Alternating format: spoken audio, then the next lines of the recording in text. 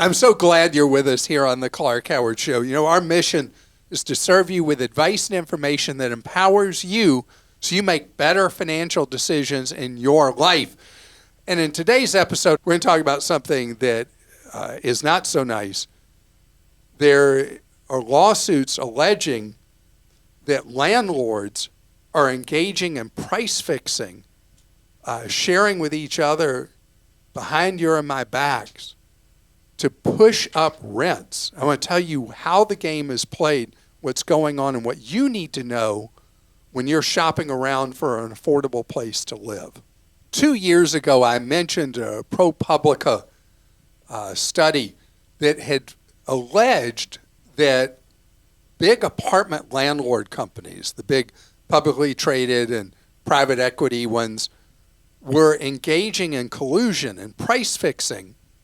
And those were just allegations that, but the way ProPublica writes things, they just say, well, this is going on, that's going on. They don't then make the if then, but now lawsuits are alleging that what ProPublica first brought to light 2 years ago is absolutely going on. That these big commercially traded and privately held apartment chains are sharing your apartment rent with each other as a way of colluding to push up rents.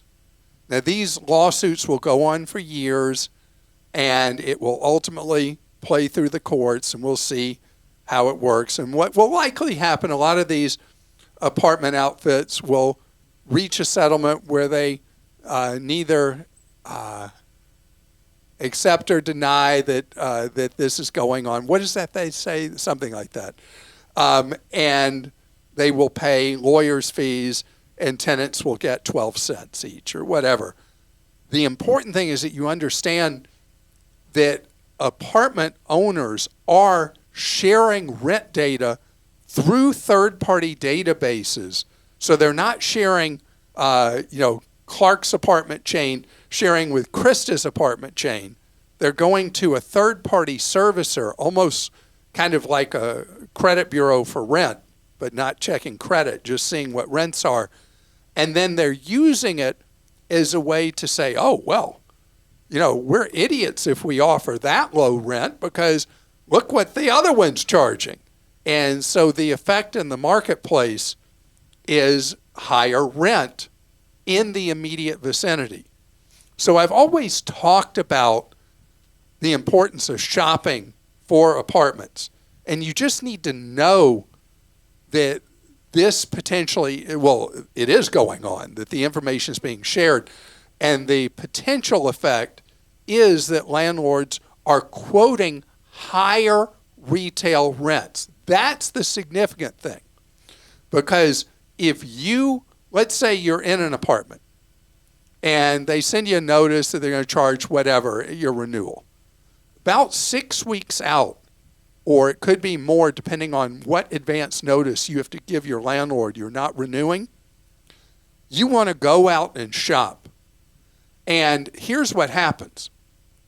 A landlord will say, when they know you're in play, that you're staying somewhere else, you're thinking of moving, they'll say, well, our retail on this apartment or that apartment or the other one is this, but we'll offer you this other deal. The more you put yourself in play, the lower the offers you're going to get.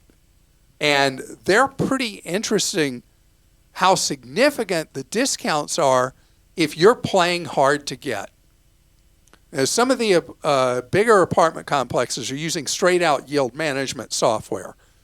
And I haven't explained this in, probably a few years how it works with apartments. But let's say they find that one bedroom facing the east is hard for them to rent, but a one bedroom facing the west is much easier for them to rent. Even though the apartment may have the identical floor plan, there will be big differences in rent. This first came on my radar 5 years ago with my middle child where she was able to rent a 2-bedroom apartment with a lousy view for less per month than what a studio was renting for in the same building with a good view. I mean, having the view of the pool suddenly made the rent so much higher. So in apartment complexes, don't be fixated, I want a 1-bedroom, I want a 2-bedroom, I want a studio, whatever. You're in play at each apartment complex, as long as it's the minimum square footage and what you need. And then you play one apartment complex against another. And let's say there's one you really like. Wow, that was great. I really like that. Don't be too eager. Play hard to get. You call that rental agent and you say, I really like your place, but I was offered this over here and this other over there. What can you do for me? And all of a sudden, you may find that another month or two of free rent against a lease materializes. Also, I've talked in the past about you shop in your immediate living zone. If you're willing to go farther afield, you may find, because of this collusion going on with the apartment owners, alleged collusion, that going a little further afield from your immediate area where you live now, if there's other neighborhoods nearby but not adjacent that you'd be interested in living, you may find that another area may have meaningfully lower rents because apartment rentals have been softer in that area, like a zip code away or whatever. So the more you're willing to do the legwork, the better your lease is going to be going forward, collusion or not. Coming up ahead, I can't stand rent control. And all over the country, there's noise about having rents controlled by government on apartments and rental homes. Wow, I hate this. And I'm going to tell you why what seems like relief to renters isn't relief at all. Okay, I've said it now. This will be the third time since we started this podcast I've said I hate rent control. Okay, so let me explain why I hate it so much. Rent control completely distorts a market to the point where it limits housing supply in a community. And in the United States, an obvious reaction in people and the politicians who've been told they got to do something about rising rents because rents went crazy for several years, is we got to stop this. And so politicians are like, hey, we got to deliver for the voters. So now in more and more places, they want to do rent control, or they're implementing rent control.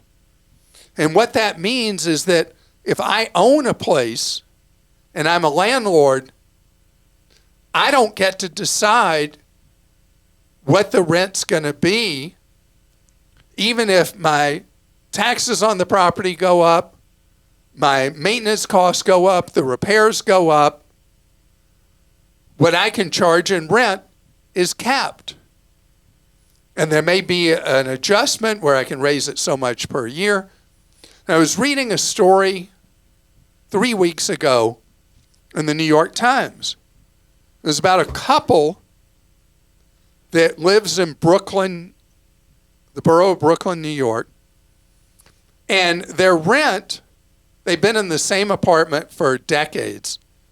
Their rent is $300 and some odd a month on a 2-bedroom apartment. And their neighbors, they feel so lucky because their neighbors around them in non-rent control buildings are paying many, many thousands a month for an equivalent apartment. When they go see their friends, they're paying thousands a month. But they're paying $300. It's not equitable. It's not right. It violates fairness. And it reduces the supply of housing.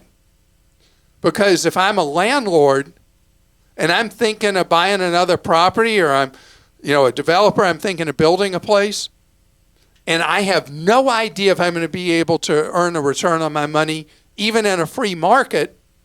But if I have to worry about the government telling me what I can charge in rent, I'm not going to commit that money to build a place.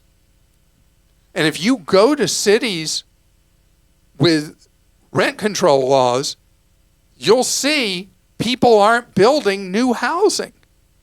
So the supply, maybe the rent control makes it great for like that couple in Brooklyn, but everybody else pays more and gets less for it.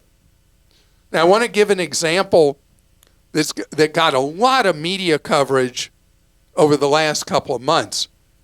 Argentina, which had a completely government-controlled economy, and thus went from being a society 90 years ago that was as wealthier than the United States, and now is dirt poor because of government interference in the economy. Argentina eliminated rent control. And at first, landlords went crazy raising rents.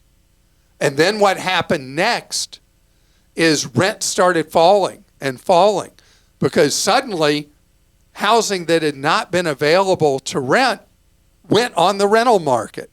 And now there's incentive for people to come in and build more housing because the country's short of housing because nobody would build it. I mean, things that look good in the short term have the law of unintended consequences. Not an actual law, but just the way it plays out. And rent control is one of those things that you need to provide incentives that somebody puts their money at risk. A lot of times people have this sense that things just appear in magic. That, hey, we should have more housing over here. Boom, it's there. Doesn't work that way. You need to have incentives where someone has a reasonable marketplace incentive that they think they're going to make money and they put their money at risk. And if you don't have that incentive, gosh, we got a problem. And I mean, you don't solve things like a housing shortage in a day. There are a lot of steps to making housing more available of all types, for purchase, for rent, more affordable. And we've got things we can do that will free up the marketplace more. We're not doing in the United States. But I'll tell you, rent control is a shortcut to disaster. And it's just to me, it's a fact. To you, it may be a wrong opinion.